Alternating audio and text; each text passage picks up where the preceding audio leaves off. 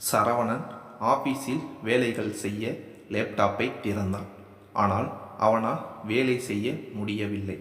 அவன் யோசனைகள் அனைத்தும் அதற்கு முன் நடந்த எத்தனையோ சம்பவங்கள் அவனுக்கு மகிழ்ச்சி, சோகம், வேதனை என அந்த சம்பவங்கள் நடந்தபோது அவன் உணர்ந்த உணர்வுகளை, நடந்தவைகளை பற்றி யோசிக்கும் போதும் உணர்ந்தான். சரவணன் அவர்கள் மீது கோபம் கொள்ளவில்லை, மாறாக அவன் மீதே கோபம் கொண்டான். முதலில் சரவணன் அமைதியை விரும்புபவன் மற்றும் வேலை செய்யும்போது சிறு சத்தம் வந்தாலும் அது அவனது மொத்த கவனத்தையும் சிதற வைத்துவிடும். அவன் தங்கும் இடத்தில் மிகவும் சத்தமாகத்தான் இருக்கும். யாரேனும் டீ குடிக்கும்போது உறிஞ்சு குடித்தாலோ மற்றும் சாப்பாட்டை சொட்டாங்கு போட்டு சாப்பிட்டாலோ சரவணனின் கோபம் எல்லை மீறும். இரண்டாவது, சரவணன் எப்பொழுதும் தன் பிரச்சனைகளை அடுத்தவர்களிடம் கூறுவான். அதில் பிரச்சனை செய்தவரிடம் நேரடியாக பேச முயற்சி செய்யாமல் அவர்களை பற்றி பிறரிடம் திட்டி கோபத்தில் பேசிவிடுவான். புறம் பேசுதல் என்ற இந்த செயலை சரவணன் செய்து கொண்டே இருந்தான். மூன்றாவது, சரவணன் அவனை யாராவது காயப்படுத்திவிட்டால் அவரை திரும்ப காயப்படுத்த வேண்டும் அல்லது மற்றவரை விட தான் முதலில் எல்லா விஷயத்திலும் இருக்க வேண்டும். தன்னை திட்டியவர்கள் மன்னிப்பு கேட்கும் வரை மற்றும் அவனுக்கு பிடிக்காதவரை கண்டுகொள்ளாமல் இருப்பது போல் அவனை காட்டிக்கொண்டு அவர்கள் கவனத்தை கவர ஏதாவது முயற்சி செய்து கொண்டே இருப்பான். ஏனெனில் அவன் தன் மீது உள்ள நம்பிக்கையை சில சமயம் இழப்பான்.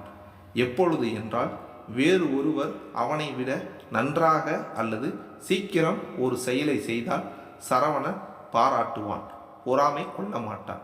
ஆனால் தன்னால் ஏன் செய்ய முடியவில்லை என்று அவன் கடினமாக வேலைகளை செய்ய ஆரம்பிப்பான். அவர்களை விட சீக்கிரம் வேலைகளை செய்து முடித்து விட வேண்டும் என வேகமாக வேலைகளை செய்வான். ஆனால் சில தினங்களாக சரவணன் ஒன்றைத்தான் யோசித்து கொண்டிருந்தான். எத்தனை சத்தங்கள் எவ்வளவு சத்தமாக கேட்டாலும் தான் செய்யும் வேலையில் கவனம் மற்றும் அதனை கேட்டு அவன் மனதில் வரும் கோபத்தையும் கட்டுப்படுத்த பழகி கொண்டான் அவன். ஒருவர் செய்வது நமக்கு பிடிக்கவில்லை என்றால் அதை பற்றி அவர்களிடமே பக்குவமாக சொல்லுவோம்.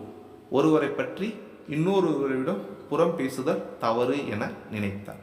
நாம் ஏன் அடுத்தவரை காயப்படுத்துவதிலும் அவர்கள் என்னிடம் பேசவில்லை என அவர்கள் கவனத்தை ஈர்ப்பதிலும் மற்றவரை விட தான் அனைத்திலும் முதலில் வர வேண்டும் என்பதிலும் தன் கவனத்தை செலுத்தி தன்னுடைய வேலையை சரியாக செய்யாமல், கண்முன் உள்ள நண்பர்களை கண்டுகொள்ளாமல், தன் வாழ்க்கையில் உள்ள சிறு சிறு விஷயங்களில் உள்ள சந்தோஷங்களை கண்டுகொள்ளாமல் உள்ளோம் என நினைத்தான் அவன்.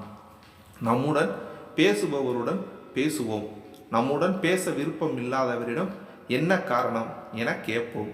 அப்படியும் அவர்கள் பேசவில்லை என்றால் அவர்கள் வந்து மீண்டும் பேசும் வரை பொறுமையுடன் இருப்போம் என நினைத்தார். நேரம் இல்லாமல் சென்றால்தான் நாம் செய்த செயல்களை பற்றி நாம் உணர ஆரம்பிப்போம், நம்மை பற்றி யோசிக்க ஆரம்பிப்போம். அதேபோல் நம்மை விட திறமையானவர்களை மதித்து அவர்களிடம் இருந்து கற்றுக்கொள்ள வேண்டிய விஷயங்களை கற்றுக்கொள்ள வேண்டும்.